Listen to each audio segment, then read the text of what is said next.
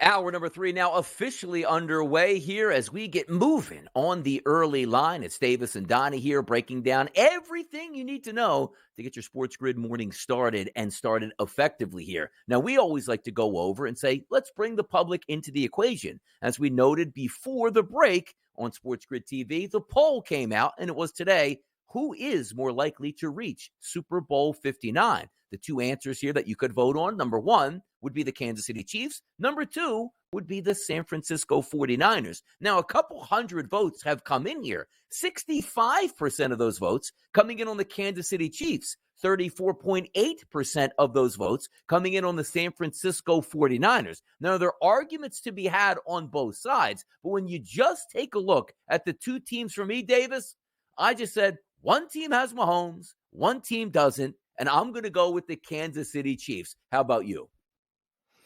I'm with you. There's also a real argument to be made, and I don't know if you could really make this argument with a straight face, that the Chiefs actually are probably going to be better as a football team, as a 53-man roster next year than they were this year. You know, Valdez-Scantling and Sky Moore and Richie James and McCole Hardman, these guys are all going to play smaller roles next season on the Chiefs. You know, probably there are a lot of veteran wide receivers you could see move. Mike Evans, DeAndre Hopkins. I don't think Kansas City has the money to get into the T. Higgins sweepstakes. That certainly would be pretty interesting. I mean, honestly, like how many wide receivers around? Calvin Ridley is a free agent. And welcome to everyone on radio. Davis Maddock and Donnie Rightside here with you on the early line, talking about who is more likely to be in the Super Bowl next season, the Kansas City Chiefs or the San Francisco 49ers. Whereas the 49ers kind of have the opposite problem. They have more guys they have to pay. They are, Debo is going to be 29. Kittle is going to be 31. McCaffrey is going to be 29. Ayuk is kind of their only pass catcher who is still in prime age. Yeah, but again, on the other side, the AFC, so much more difficult of a conference compared to the NFC. You've got the Cowboys and you've got the Eagles. Everyone else in the NFC, I mean, they're just kind of up in the air. Like, I think the Lions will probably be worse next season than they were in 2023. Maybe the Rams add some more veteran talent. I mean, that's kind of one of the more interesting things is people thought the Rams were going to tank in 2023, and they made the playoffs with Matt Stafford playing kind of at an MVP level. Maybe they decide to spend some money in free agency. That could be one of those interesting outcomes. But, I mean, and both teams are set up to be very good again next season, though.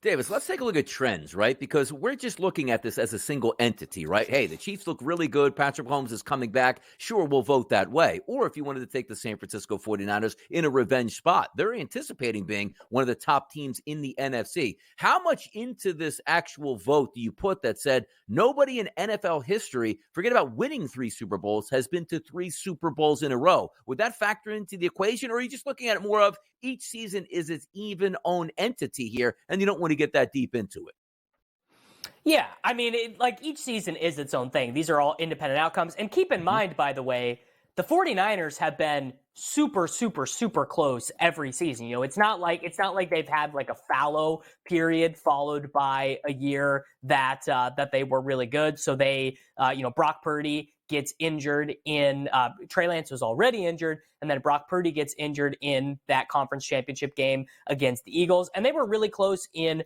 2021 as well.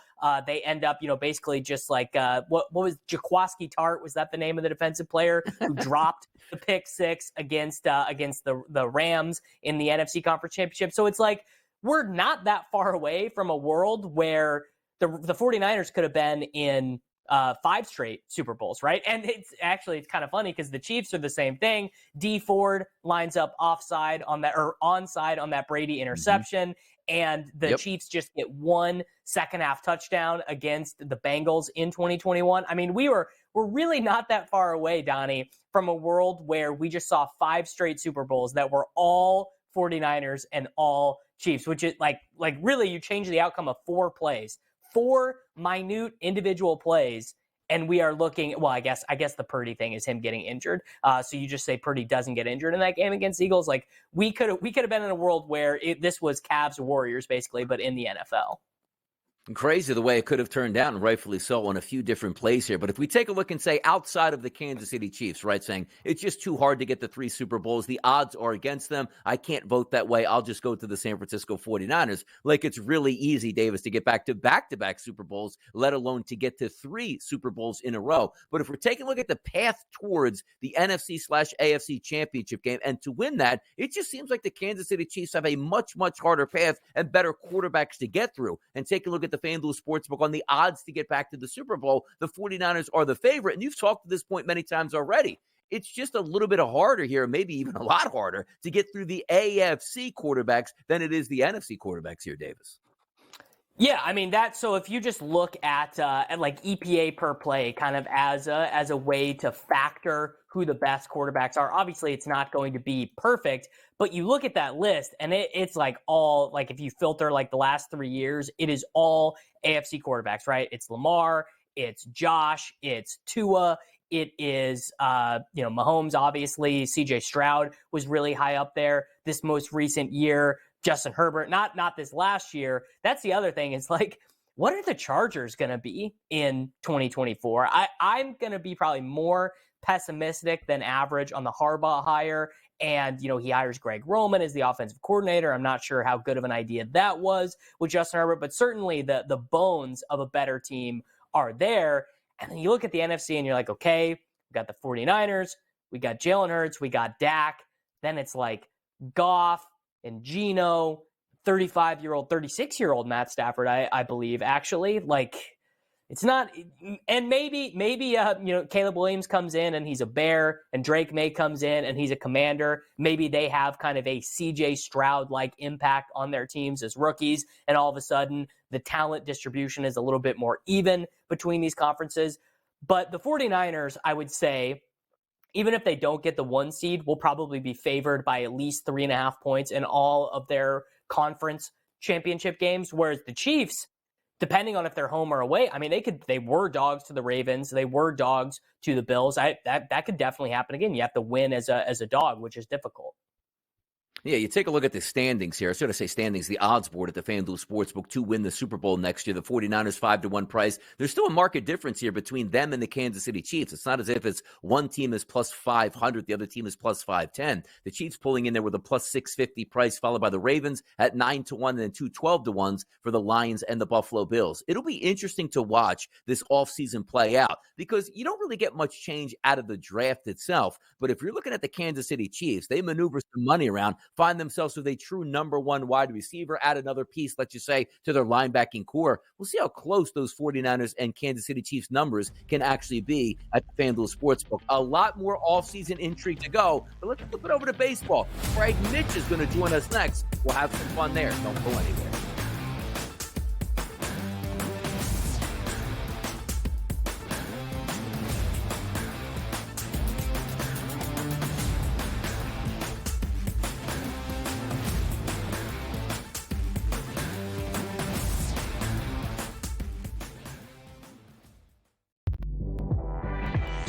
Another reason why they wanted the deadline is the number is 7. Those are the tradable first-round picks the New York Knicks have. And that could be something to look out for in the future. Does New York back it up and throw a ton of picks to a team like Dallas, maybe in the future, to get Luka Doncic? Betting above the rim, only on SportsGrid. Over $200 million in the state of New York in sports betting, half of that going to the state. All thumbs up, I guess, across the board here, right? Yeah, New York just continues to be the standard bearer for the industry. People are betting a ton on NFL. We've still got March Madness coming up. This is really the prime time for the U.S. sports calendar with the NFL playoffs, Super Bowl, and then, college basketball, NBA, NHL in full swing. Newswire, only on SportsGrid. What are you thinking overall, kind of first reaction here? Patrick Mahomes, his legacy. I don't know how far his drive is. Is his drive to become known as the greatest quarterback of all time? I don't think matching Super Bowls will really do that. I think there'll always be, the Brady people will always say, listen, it's a different era. Football Full Circle, only on SportsGrid. Your gut says Miami is going to win, and you should take the over. Your gut also said your NFT selfies would only go up in value. They didn't. But your head is on SportsGrid and knows the QB is in concussion protocol. The backup has a 45 QBR against the zone coverage. The New York D has the most sacks in the league. So yeah, trust your head. It's smarter to be on SportsGrid. It's smarter to be on SportsGrid, your 24/7 sports wagering network. We'll look at the Heisman Trophy The early line. and what it all means. Individual success. You should have tried to get something for Anthony Rendon. Not bought at the deadline. Newswire. We're getting a lot of news, trades, cuts, and some movement in terms of starting quarterbacks, Pharrell backup quarterbacks. coast to coast. I want to watch great players make buckets and win games. Game time I have decisions. no idea what the heck the Blazers are doing and what they In-game live. Just Prime took 'em time. yard for a grand slam. The bottom of the fourth inning in a 12-2 baseball game. We got football scores going on at Wrigley right now. Sports Rage That was Late good betting. Night. We waited for 1.5. We got paid. We did. Didn't like the 2.5. Jumped on There's it. no taking weeks off in golf betting ever. These are the best weeks to bet. It's smarter to be on SportsGrid.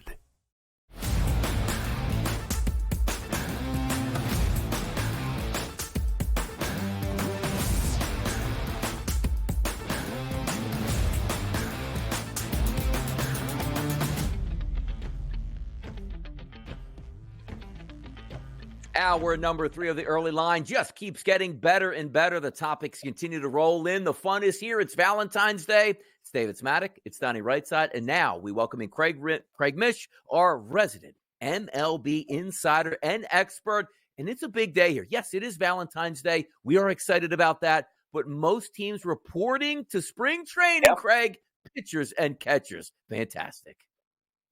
It is. It's an awesome day to spend it inside my studio instead of the beautiful sunshine of Jupiter, West Palm Beach.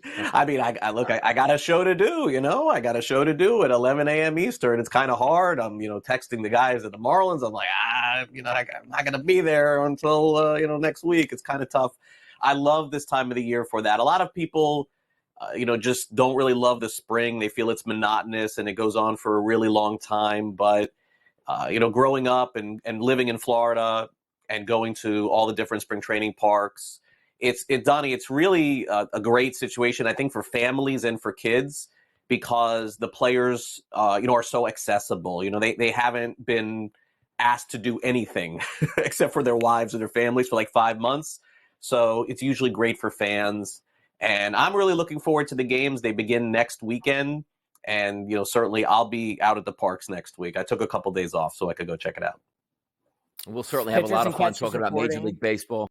Get it, Davis. Go ahead. Get it, brother.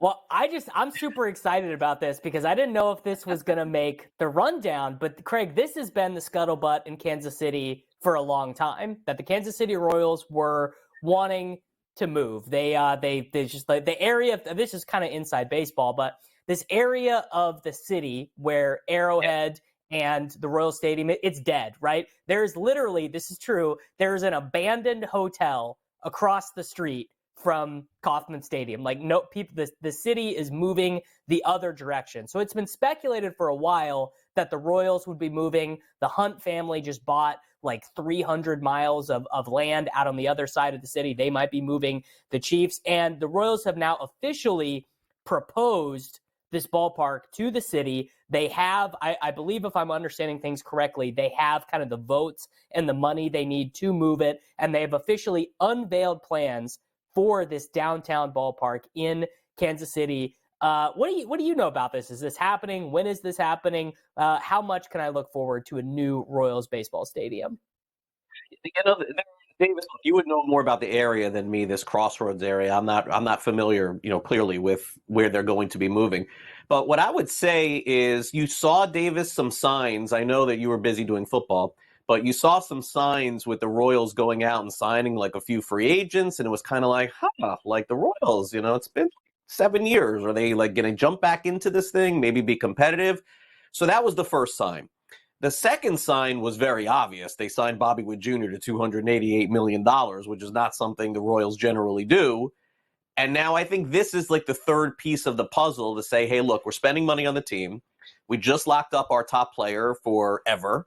And now we want fans to come out to our new stadium. So, hey, look, all things positive. There are people that I've talked to in the industry, agents included, that have had a lot of good things to say with the Royals offseason. If you remember, and I know we're going to get into it now, Davis, there's still so many players that are unsigned. So many teams have not made any moves and really haven't spent any money. But the Royals have been one of those teams that's been pretty aggressive, both with extensions and signing other players. So dare I say the Royals right now are in a pretty good spot moving forward. Yeah, it'd be nice to see them get that new stadium. Looks like it would put in a great spot. And also, let's remind ourselves, in stadium years, like every 20 years, it feels like a team wants a new stadium. Kaufman came in the early 1970s and is outdated, even though they've updated it multiple times. We love the fountains in the outfield, all that good stuff here, but it's time for a new stadium in Kansas City. And also, it will help them try to expand their payroll. So maybe some good times ahead for those Kansas City Royals. Talking about spending money here, Craig, the one team that we always knew had a lot of money, but why does nobody want to take their money? It was the San Francisco Giants who come under agreement, a 3-year contract, $42 million for Jorge Soler, retooling that outfield and spending some money and getting some good players here to take that for the Giants. Yeah, Donnie, I think you hit it on the head. I mean, they gave the kid from the KBO over $100 million, and who knows what he is going to be. I have no idea, but they gave him a lot of money. Soler's contract, 3 years, $42 million is, a little bit more than what the Marlins gave him a couple of years ago before he opted out because of the state tax. Kind of the same with the contract that he got from the Marlins and the one that he got from the Giants. Look, I think San Francisco at this point, with all of the attempts to sign all these players, still would like to field a competitive team if possible. Of course, they have a new manager. Farhan Zaidi still running the show there, but they're under some pressure to win at this point, and it's going to take a lot more, I think, than just Soler to get that done. But naturally, it's a good fit for that team. They really haven't had a major power hitter since Barry Bonds there. This guy Soler is going to be the biggest impact power bat, I think, since that's been the case. So I think he's got a chance to hit 30 or 40. Health has always been the key with Soler. Got to keep him on the field and then keep him off, actually, the field in the outfield. Probably put him at DH is what I would do the rest of the entire season. I mean, the Giants they do like reverse Moneyball. Everyone in Major League Baseball, 3 true outcomes. We want to take as many walks as possible. We want to hit as many dingers as possible. And they run out, Lamonte Wade Jr. at first base, Thairo Estrada at second base. Like they're just all about the slap hitters, put the ball in play, which is not to say that it can't work for them. They kind of have to also deal with the dimensions of that ballpark, which is such a weird thing to say, how that happens in baseball, where all these ballparks are different and you have to conform to where you play 82 of your games, which brings us to the notable remaining free agents, Craig. I mean, this has been your deal all offseason. We're like, the hot stove pitchers and catchers are reporting. We never had a hot stove. We had Ohtani signing. We had the Dodgers, spending the GDP of a small South American country, and that's about it. Honestly, that's about all we had. The freaking reigning National League Cy Young winner is a free agent on Valentine's Day, Craig. I'm gonna guess that is a first in MLB history. It could be. Remember, Machado and Harper a few years ago were unsigned into March. So it's not completely unprecedented. But yeah, like the way that I would sort of describe it is that every once in a while I'm making pasta in the house, right? So with my chicken parm, Donnie. So I'll put the pasta in the pot, and if I forget about it, it sort of like trickles over, and then I have to run over and turn the heat down. That feels like the hot stove this offseason is like, oh, something happens and it's going to be good. No. Let's go right back down. So, Davis, I really have no explanation for why this is happening. And by the way, you listed 5 guys. There's 50, 100 free agents that are still out there. I think there's a lot more questions than answers with this stuff. It makes no sense to me how, at this point, even the lower level guys, there's nobody holding up Eddie Rosario out there, right? Like, why is this guy just not signed? Like, I don't know. I wish I did. I think a further discussion probably has to be had as to why this is happening, because this is not good for the game to have players on Valentine's Day not signed. But I would imagine the pitchers, guys, over the next week or two would have to get signed. I mean, they have to get into camp and be ready for opening day. If you're a team and you're going to spend the money, you're going to come close. You want them in your opening five, right? So the pitchers will go off soon. Yeah, I was just going to ask you that question, too, because when Bryce Harper signed with the Philadelphia Phillies, it was basically around St. Patrick's Day. For a hitter to get back in the groove, hey, I've been working out all season, it's a little bit easier. We just saw Justin Verlander say he's a little bit behind and he already has a team. Talk to us about signing of these top-level free agent pitchers here. Could there be a delay where, hey, you know what, I just signed a $300 million contract with Snell, but where he's going to miss the first 3 weeks of the season because he didn't get into camp in time? Yeah, the free agent pitchers, Donnie, of that season, the ones that didn't sign along with Harper and Machado that year, and I don't have them off the top of my head, but either way, if you go back and look, a lot of those guys did not perform well that season because they got a late start. Again, I don't have any info on this, but my opinion is that if a team is going to invest a couple $100 million on a pitcher, they need to get that guy in for spring training, and that starts now. You're right. It's finding houses. It's getting your kids in the schools. A lot of stuff weighs on some of these superstar players. We'll see how it plays out. But also, baseball season is here, and Craig Mish is going to be what's here the entire season long right here on the grid. We'll be right back. Much more NBA action on the way.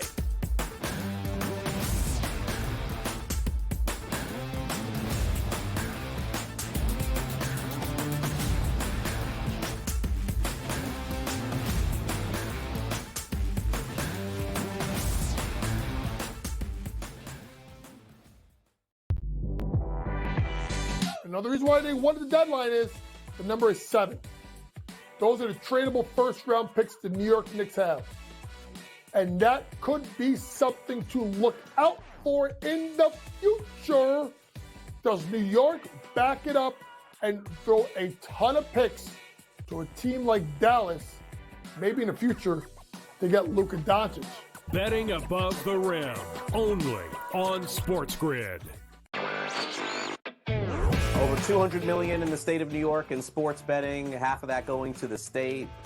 All thumbs up, I guess, across the board here, right? Yeah, New York just continues to be the standard bearer for the industry. People are betting a ton on NFL. We've still got March Madness coming up. This is really the prime time for the U.S. sports calendar with the NFL playoffs, Super Bowl, and then college basketball, NBA, NHL in full swing. Newswire, only on SportsGrid. What are you thinking overall, kind of first reaction here? Patrick Mahomes, his legacy. I don't know how far his drive is. Is his drive to become known as the greatest quarterback of all time?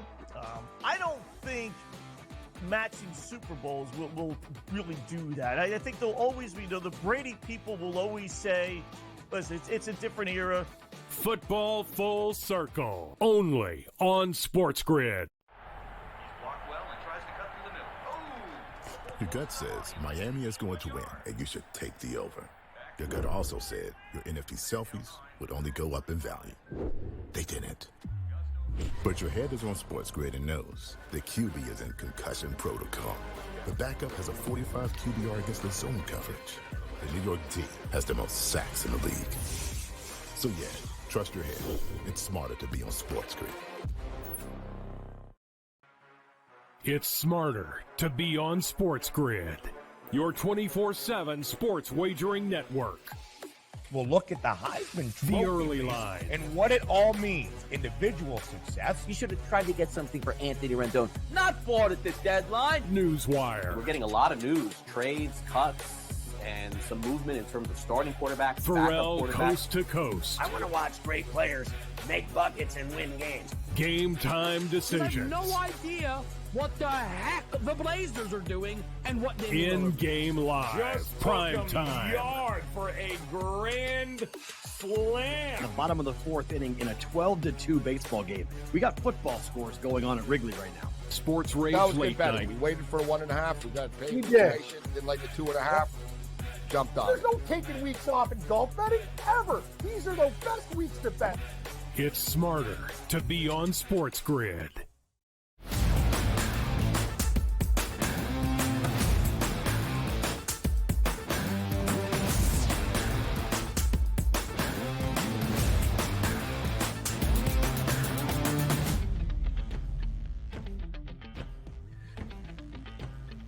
If you like NBA action, you came to the right place now right here on the early line. It's Davis and Donnie in the morning on a Wednesday, Valentine's Day edition right here on the SportsGrid Network, Sirius XM channel 159. Some good things going along across the NBA. Games tip off at 7 o'clock. The final game tipping off at 10 o'clock tonight, which is the Clippers and the Warriors. But we do got a big-time battle out there in Denver tonight, a 9 o'clock tip. That is the Sacramento Kings and the Denver Nuggets. Lining this game up, a 230.5 opening line for the total at the FanDuel Sportsbook. It's a little bit less now, 229.5. The side opened up at minus 5.5 as a favorite towards the Denver Nuggets. The home team has now dropped to a flat even 5 here. Davis, the Kings, can they respond on a back-to-back? Or is this one of those games we take a look at the Denver Nuggets, or maybe injuries come into the equation tonight on one of these starting lineups?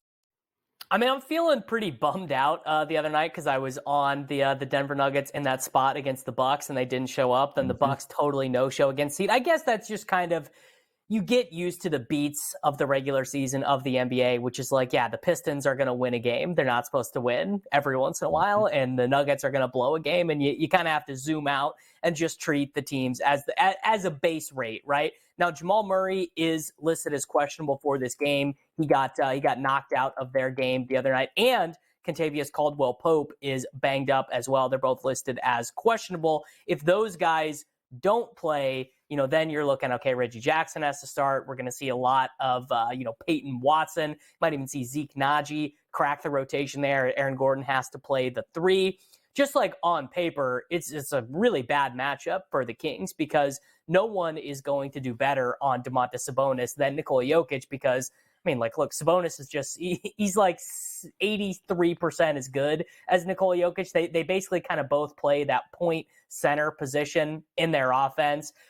I guess ultimately I would side with the Nuggets here because that back-to-back where the second night of the back-to-back is going up in that thin Denver mountain air. It feels like something that you're almost kind of like making it up. No, it's very real. Denver has one of the biggest home court advantage, actually probably the biggest home court advantage in the NBA. Utah is another one that people don't really think about, but I do like the Nuggets side here at -6. By the way, we take a look at the Nuggets here. Nikola Jokic, last triple-double, I believe, was 2 weeks ago tonight. If there is no Jamal Murray in this game, and let's just say we do get some tempo, which the Kings do like to play at, chance for a triple-double tonight, do you expect here for Davis? Yeah, come on. I always expect the triple-double. That's always how we go. It's like if I'm betting on the Nuggets, I am going to do Nuggets money line or Nuggets on the spread with Jokic over 25 points, over 10 rebounds, over 10 assists. You end up juicing it up by like 10, 15%. And those things just correlate so well. Like the Nuggets almost never win when Jokic plays poorly. And then when Jokic has like a B+ game, they're winning at like a 90% clip. So I'm definitely going in that direction. Let's get out to San Francisco for a key clash in the Western Conference here. It's the Clippers and the Warriors. Tip time in this game, 10 p.m. Eastern. If we look at the opening line here, very interesting movement. A -1.5 favorite here for the Los Angeles Clippers. We're sitting out the FanDuel Sportsbook, a -3 favorite, not to the Clippers, but to the Golden State Warriors. A total that opened up at 237.5, now bet down to 234.5. The Clippers and the Warriors. And by the way, Davis, 2 weeks ago, like before the Super Bowl, my early season prognostication here for the Warriors was to get their team total under, and I felt like I was a genius. But it looks like the Warriors have hit the gas pedal. Is that enough also? Now is the favorite tonight to handle those Los Angeles Clippers. Yeah, so the first thing, I'm just looking at this line, and I'm saying something is fishy here. Something is not right that has not been reported yet. So Kawhi is not going to play, but I don't even think Kawhi being out is enough to make them a road dog. So I'm wondering if they do, and this is pretty classic NBA stuff here. We talked about it a little bit on the show yesterday, where we're almost to the All-Star break. You can see the light at the end of the tunnel. You're going to be on the beach. You're going to be relaxing at home for a week. Maybe we just do the full squad rest for the Clippers where Harden doesn't play, Paul George doesn't play, and we let Russell Westbrook take as many shots as he wants for 40 minutes. Obviously, that's not reported yet. On the other side, the Warriors are just having just the absolute worst possible season they could have had. They have won 5 in a row. The only guy who is out for them right now is Chris Paul with his hand injury. He is going to be reevaluated in 2 weeks. They finally figured out a little bit of something where Klay Thompson is actually really the power forward for them right now. He's mostly guarding fours, which makes sense. He's still a great defender, still very strong. He's just not as fast, not as agile, and that has allowed them to play more lineups where Klay is the 4 on defense, but the 2 on offense, which means they can still play. They played a little bit more of Kuminga, Wiggins, Thompson with like whoever as the 5, and it's made them a little bit better on defense. And Curry's numbers, like the last 2 weeks of the season, we are getting some vintage Steve Curry. Had 30 points in that win against Utah. He has been our 25. He actually had 42 last week against the Pacers. I think I just talked myself into the Warriors here. I started out going, we're going to take this fishy Clippers line, but I think we are going to take the Warriors here -3. Yeah, it does make some sense, and also that line certainly pointing in that direction. Let me ask you a question about the Warriors, too, moving forward, because we know they're a veteran-laden team, and usually the veteran teams get a little bit of help in the playoffs because there are no back-to-backs, and particularly in the first round. You're playing once every 3 to 4 days here, which means you can rest and get those extra minutes and still have time to recuperate. We did see Draymond Green come back to the Golden State Warriors and fit back in, but he's chippy, on the court, as all he used to be as well. Are we looking for this as a boost for Draymond Green, or is this going to catch up with the Warriors where Draymond's going to get himself in trouble in the next 3 to 4 weeks and it'll be a big issue and out the door goes that Warrior season? Well, you're definitely right about that. The margins are so thin for the Golden State Warriors right now, and these conference games are going to be even more important to them. Maybe not so much against the Clippers, but their games against the Lakers, the Kings, the Mavs, the Jazz. Those are going to be the most important games that they play. By the way, if you are taking this Warriors side tonight, I like combining that with the Curry point prop. At this stage, their offense outside of Curry is so poor that it's hard for me to imagine them covering these numbers without a real explosion from him. And he has been. I mean, there was like a 3-week period where we were kind of just writing the Warriors off. It was like it was going to be done for them, but they have definitely improved like the last month of the season. By the way, if you are looking at this game, obviously from not a Warriors perspective, but the Clippers perspective, if Kawhi does sit this basketball game out, let's just say Paul George and James Harden both play in this game. The FanDuel Sportsbook listing their points prop 26.5 and 20.5 respectively, with Harden on the lower end at that 20.5. If I gave you a free bet on one of these guys to hit their points prop to the over, would it be Paul George or would it be James Harden for you tonight? It would be James Harden for me, because Harden's role in that offense has been as the distributor. I mean, obviously he still does the James Harden, the classic, the step back 3, but my guess would be anytime where George or Kawhi is not in the lineup, that is going to be a huge upgrade to Harden's shot diet. That's going to take him up into that, 19 to 23 field goal attempt range, because the guys who are going to step in for Leonard if he misses, it's going to be your Amir Coffees, your Terrence Manns. It's going to be guys who are more content to be bit pieces on the offense, and the easiest path to generating the points that Kawhi Leonard is leaving is just going to be to have Harden taking those shots instead.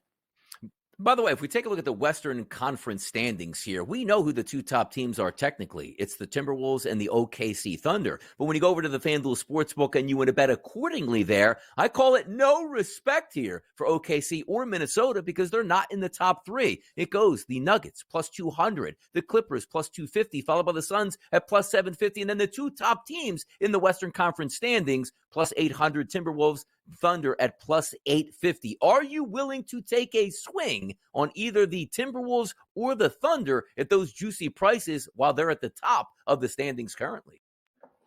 Yeah, we're taking the Thunder. I think this is actually disrespect. And obviously I am a Thunder fan, and I don't think taking a shot on the Timberwolves would be like awful either, but it's pricing the Thunder like their record is illegitimate. And, part of this is they're a super young team. None of these guys have been there in a serious way before. Shea and Dort were in that series against the Rockets in the bubble playoffs. That was their only real exposure. But like Giddey, Isaiah Joe, Kenrich Williams, Cason Wallace, Chet Holmgren, Aaron Wiggins, all these guys, it's all brand new to them.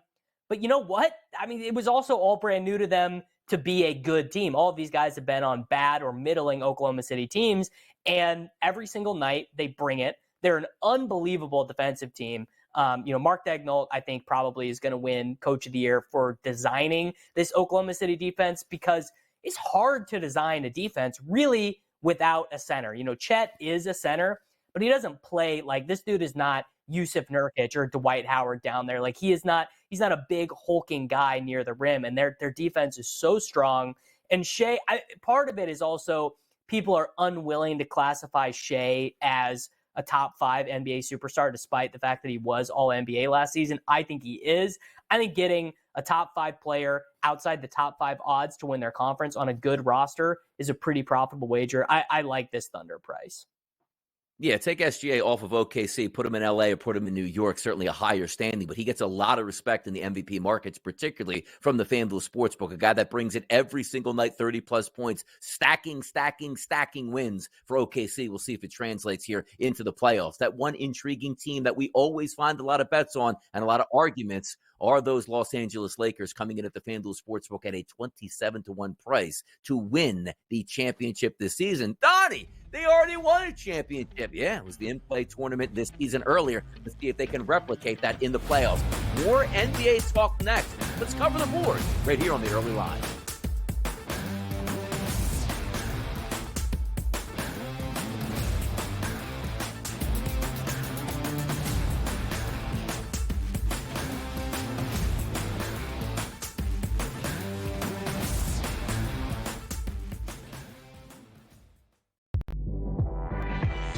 Another reason why they won the deadline is the number is 7.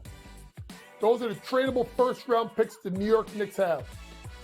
And that could be something to look out for in the future. Does New York back it up and throw a ton of picks to a team like Dallas?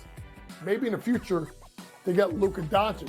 Betting above the rim, only on SportsGrid. Over $200 million in the state of New York in sports betting, half of that going to the state. All thumbs up, I guess, across the board here, right? Yeah, New York just continues to be the standard bearer for the industry. People are betting a ton on NFL. We've still got March Madness coming up. This is really the prime time for the U.S. sports calendar with the NFL playoffs, Super Bowl, and then college basketball, NBA, NHL in full swing. Newswire, only on SportsGrid. What are you thinking overall, kind of first reaction here? Patrick Mahomes, his legacy. I don't know how far his drive is. Is his drive to become known as the greatest quarterback of all time? I don't think matching Super Bowls will really do that. I think there'll always be, the Brady people will always say, listen, it's a different era. Football Full Circle, only on SportsGrid. Your gut says Miami is going to win, and you should take the over. Your gut also said your NFT selfies would only go up in value. They didn't.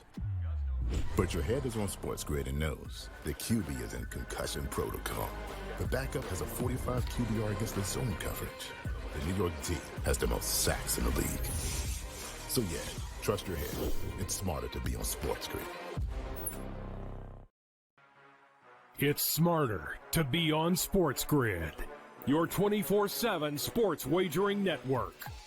We'll look at the Heisman Trophy The early line. and what it all means. Individual success. You should have tried to get something for Anthony Rendon. Not bought at the deadline. Newswire. We're getting a lot of news, trades, cuts, and some movement in terms of starting quarterbacks, Pharrell backup quarterbacks. coast to coast. I want to watch great players make buckets and win games. Game time I have decisions. no idea what the heck the Blazers are doing and what they do. In-game live. Just Prime took 'em time. yard for a grand slam. The bottom of the 4th inning in a 12-2 baseball game. We got football scores going on at Wrigley right now. Sports Rage That was good Late betting. Night. We waited for 1.5. We got paid. We did. Patient, didn't like the 2.5. Jumped on There's it. no taking weeks off in golf betting ever. These are the best weeks to bet. It's smarter to be on SportsGrid.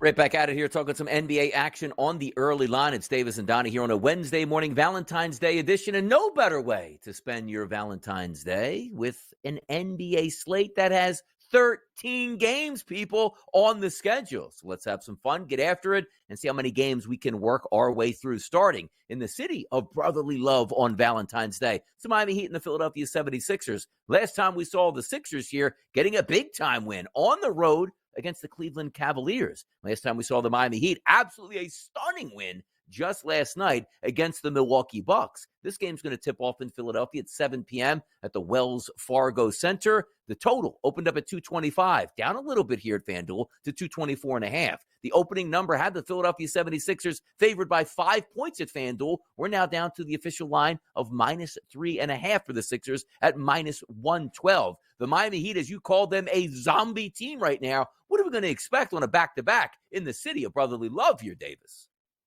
I mean, the line is telling you everything you need to know with that total. We are expecting a rock fight. We are expecting, basically this is going to be Tyler Hierro and Tyrese Maxey trading jump shots with one another. Actually, Bam Adebayo had an absolutely unreal game last night. I wonder if they go back to the Nikola Jovic in the starting lineup. It makes less sense in this matchup. I think they might even go with a 3-guard lineup, have Duncan Robinson at small forward with Caleb Martin. Maybe Haywood Highsmith plays a little bit more in this game. Just kind of interesting. I love when these teams get so shorthanded where the Bulls were playing Andre Drummond and Nikola Vucevic together last week. It's kind of one of those things that does happen in the middle of the NBA season when these teams are so short. I don't have that much fun betting against the Miami Heat in general. Like you think you're in this great spot. Like I thought the Bucks were in a really good spot last night, and then all of a sudden you're just getting killed by Jaime Jaquez Jr. The Heat are just, they're unbelievable with this stuff. They take some guy in the second round, they find an undrafted free agent, and they turn him into one of the best players in the NBA. The Hassan Whiteside story is always one that I remember. This guy who's got no place, he's playing overseas, and then all of a sudden he's getting a triple-double with blocks on Christmas Day. That is the quintessential Miami Heat story. The 76ers, on the other hand, they're just trying to keep their heads above water right now. Every win that they get without Joel Embiid as he recovers from this meniscus procedure is a huge one.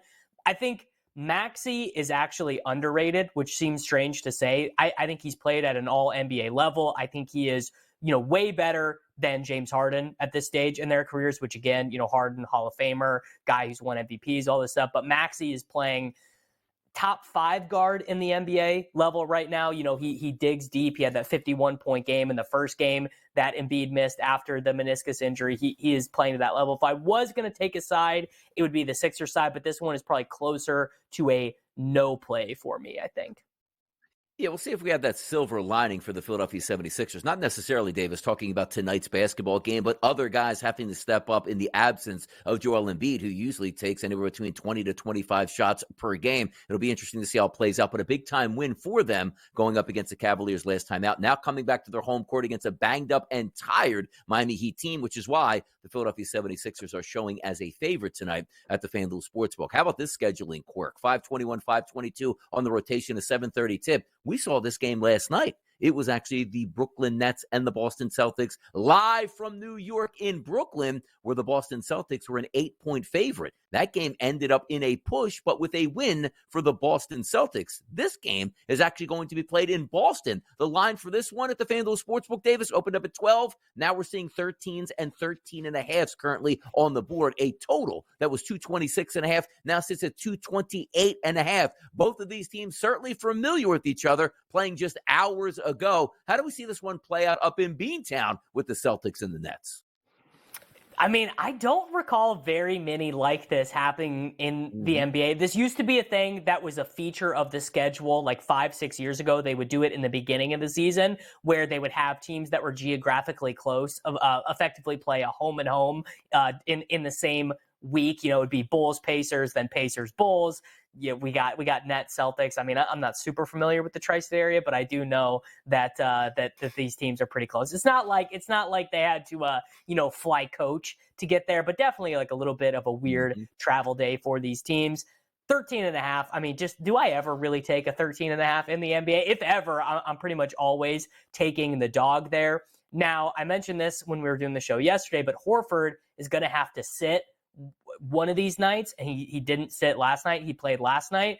Porzingis is out with his back contusion. I mentioned that if Luke Cornett started, take the over on his point prop. My guess is that the starting lineup tonight will be Derek White, Jaylen Brown, Jason Tatum, maybe Hauser, maybe Pritchard, and Luke Cornett. So 13.5 feels pretty big to me because Drew Holiday doesn't play a lot of back-to-backs either. Maybe he plays this back-to-back since he will not have to be in attendance at the All-Star game this year. So we'll see what happens with that lineup. I don't love a side or a total here, but just watch to see if Horford sits in this game and if we get like an 11.5 for the Luke Cornett point prop. Once one of the more hot teams in the NBA, the New York Knicks, over the past 2 weeks here, have come back down to earth, going to take on the Orlando Magic. We saw last night get housed by the OKC Thunder, but they're still the home team here. FanDuel actually opened up this line at -1 here as a favorite for the Orlando Magic, and now we've crept up to a -3.5 for the Magic. And you want to talk about rock fights that we were talking about in Philadelphia? How about a 215 at the opening number, now turning into a 211.5? Knicks Magic tonight. What's it for you here, Davis? I'm taking the Knicks side here. I am a big Tom Thibodeau guy, which is kind of funny because I'm more into the analytics and the pace and space and everything. But Tom Thibodeau just always wins, man. He is just a winning basketball coach. Now, maybe no team in the NBA is more banged up than the New York Knickerbockers, right? Brunson has been sick. Julius Randle is out. Isaiah Hartenstein is questionable. Dante DiVincenzo is questionable. They had to sign Taj Gibson to, well, I guess they didn't have to. They could have signed other people, but they chose to sign Taj Gibson to multiple 10-day contracts because that is Tibbs' guy. They knew the second they needed an opening, Taj Gibson was coming in. Precious Achiuwa is playing like 42.5 minutes per night for the New York Knicks, but I don't care about any of that stuff, man. I really don't. The Knicks are the better team, way better guards. Brunson's going to be good to go here. Brunson is going to be torturing Markelle Fultz and Cole Anthony on the perimeter. And I just don't think the Magic can score enough to keep up with the team who is a functioning offense, which is what the Knicks are. Let's take a look at the Indiana Pacers and the Toronto Raptors. This game will be played up in Toronto in the 6th tonight at a 7:30 tip. And we just talked about a game that was posted at 211.5. Take a look at this one. Opening numbers for the Indiana Pacers as a favorite of 2.5. That's now jumped here to 3.5. You see that graphic up there. So as high as 5s, those numbers have peeled back just a little bit. But the total here coming in at 245 live right now on the FanDuel Sportsbook. We're expecting points here tonight. Pacers, Raptors, Davis. What's a look here? Well, it's insane to me that the total is this high, considering that the Toronto Raptors are involved. I mean, I don't know how familiar people are with the brand of Raptors basketball this year, but it's not the brand of Raptors basketball that you remember under Nick Nurse. They are 19-35. They can't score. They can't shoot. Really, the whole team right now is just like, is Scotty Barnes going to get a triple-double? Is Scotty Barnes going to get to that 10th rebound? I mean, that's the whole function of the team right now. He's been close to a triple-double in 3 straight games. He's really, now that Dennis Schroeder is not on the team, he's kind of playing point guard on offense, which sounds good in theory, and maybe it's good for his development a little bit, but they just cannot score, man. They're 99 points, 95 points, 107 points, 100 points. Like, they just cannot put the biscuit in the basket. I wouldn't take the over here. A little bit interested to see if Pascal Siakam gets like a real up to play his old team. Probably not. I mean, he escaped a bad situation than had to ask out of it. Tyrese Halliburton's minutes limit has been extended to 30 minutes after it being at 20 minutes for his return to the lineup. I like the Pacers side here in general, but I don't love the total. Texas two-step tonight, San Antonio Spurs and the Dallas Mavericks tipping off 8:30 p.m. Eastern, an opening number that was a -12-point favorite here for the Dallas Mavericks. We now sit as a favorite for the Mavericks at -11. If you take a look at the total, opened at 244.5 at the FanDuel Sportsbook, now down to 242. Kyrie Irving's supposed to be in the lineup tonight along with Luka Doncic here. Is it too much star power for the San Antonio Spurs? Or can the Spurs hang around here and get the cover, Davis? Yeah. I'm on the Spurs here, mostly because I don't really want to bet against Victor Wembanyama. I mean, it's already kind of to that point. Like, he has been unbelievably good. He leads the NBA in blocks. He is averaging a double-double. He also is really trended up as a ball handler. The one thing that you obviously wish, if you were a Spurs fan, if you've got Victor Wembanyama Rookie of the Year tickets, it's Victor versus Chet, and it kind of really depends on your personal preference which one of those you would go for. His minutes just don't get extended quite enough. He's at about 28 minutes per night. You really wish that was closer to like 32 minutes per night. That would be pretty ideal. But he is like a nightmare matchup for this Mavericks team because the Mavericks are without Derek Lively right now. So they're playing all kinds of weird center lineups. They just traded away Grant Williams. So they've gone back to, you just cannot kill Dwight Powell. Like, what would have to happen for Dwight Powell to not end up starting 10 games a year at center for the Dallas Mavericks? Like, the year is going to be 2055. Dwight Powell is going to be 63 years old, and he's still going to be getting 8 minutes a night as the center for the Mavericks. I do not think that is a good matchup for Powell or Kleba, honestly, for Wembanyama. I like the Spurs to cover here. Cleveland, one of the hottest teams in the NBA recently, Davis, until they got stunted by the Philadelphia 76ers on their home court. They're going to take on the Chicago Bulls today, who basically have packed in their season. A 9.5-point favorite for the Cleveland Cavaliers and a total of 224. Walk-away winner for the Cavs or the Bulls? Show some heart here. I'll take the Cavaliers here because I think no team is more walking dead in the NBA than the Bulls. What are the Bulls doing? Not making a single transaction at the trade deadline. Vooch, DeMar, Levine, Caruso, Pat Williams, all these dudes could have gotten something. What are they? They're going to go into the offseason. They are going to probably give Vucevic a new contract. DeMar DeRozan's probably going to be re-signed. They'll lose Levine for nothing. Levine will go sign, with whoever as a free agent. Caruso is like their one guy who is not a great player, like not a floor raiser, but would have fit much better on a championship level team. They could have gotten 2 decent first round picks for him, probably top 15 protected first round picks. They keep him. They're just so uninspiring. The Cavaliers, I guess the Cavaliers are not the most inspiring team in the NBA. I'm still waiting for the Evan Mobley as a center thing to, fully take its wings, but I'm on the Cavs here. Should be fun to watch it play out tonight. Certainly the Atlanta Hawks and the Charlotte Hornets also coming up tonight as a 7-point favorite for the Hawks. We'll see where that one chimes in. And also late night tonight, 9 p.m., those Los Angeles Lakers are going to take on the Utah Jazz in elevation, looking to maybe build towards a playoff run with LeBron James and Anthony Davis picking up the victory yesterday, going up against the lowly Detroit Pistons. We'll see if they can pick up a W tonight with a 240.5 total. We got one more segment to go right here on the early line for a Wednesday morning Valentine's Day edition. And what better love out here for the people than to hand them a possible winner tonight with some best bets. It's Davis and Donnie in the morning, and we'll return right after this short break.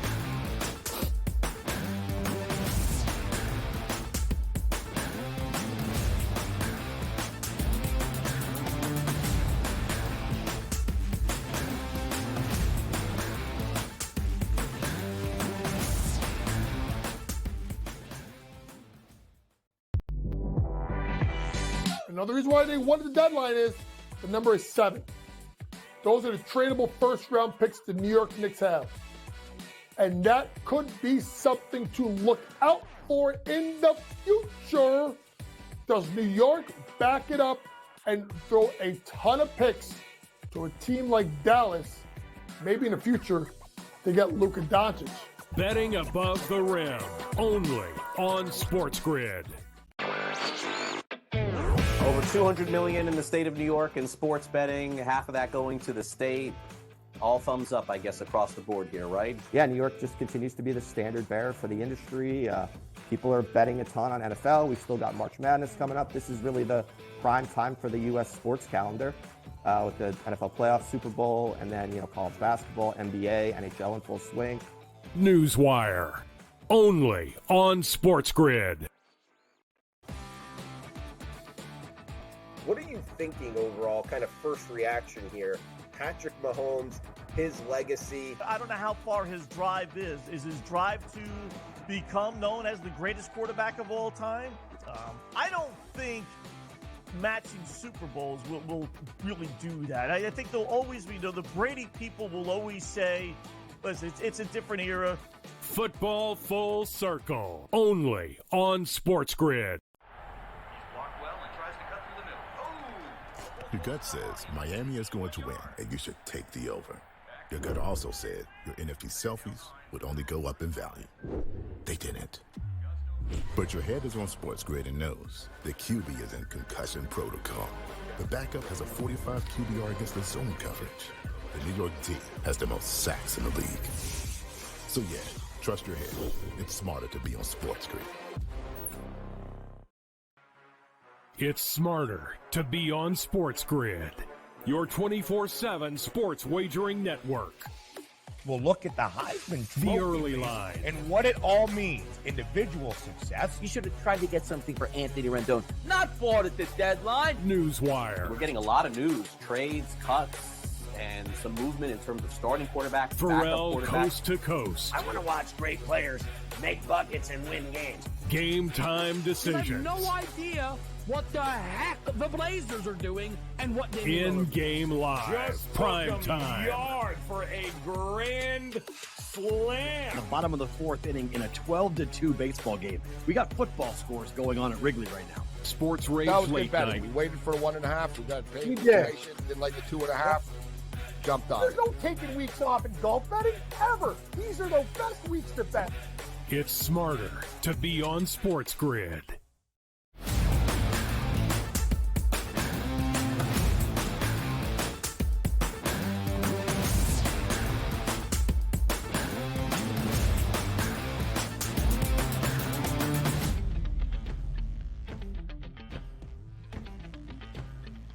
One final segment here of the early line for a Wednesday morning edition. Davis Maddock, Donnie Rightside here, bringing you every hot topic you needed today. Covered every sport with some spirited debates in Major League Baseball, in the NFL, the college basketball court, and the NBA court. But as always, it's a Valentine's Day edition. We want to spread the love out there with the FanDuel Sportsbook and give the people some winners tonight. So, Davis, the floor is yours on Valentine's Day. Where is that love going to be tonight?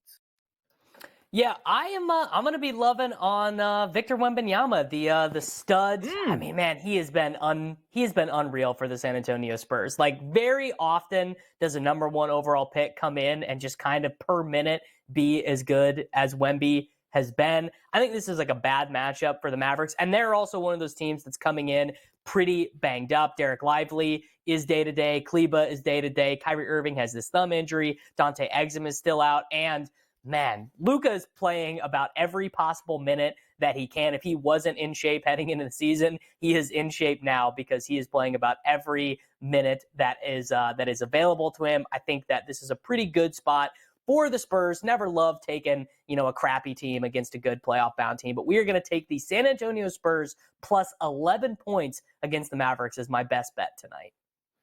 Remember that first Summer League game, Davis, where we all said, oh, look at that, Wembanyama's a bust. He can't play in the NBA. Yep, of course, sure. He's going to be certainly a future superstar in the NBA if he isn't now one already. I'm going to spread the love and go out on the West Coast tonight. Those Clippers and Warriors going to match up in San Francisco. And me, I'll be loving on those Warriors tonight. I'll lay the 3 points. No Kawhi Leonard tonight. And as Davis said, maybe we get one of those magical 3 p.m. updates that goes, you know what?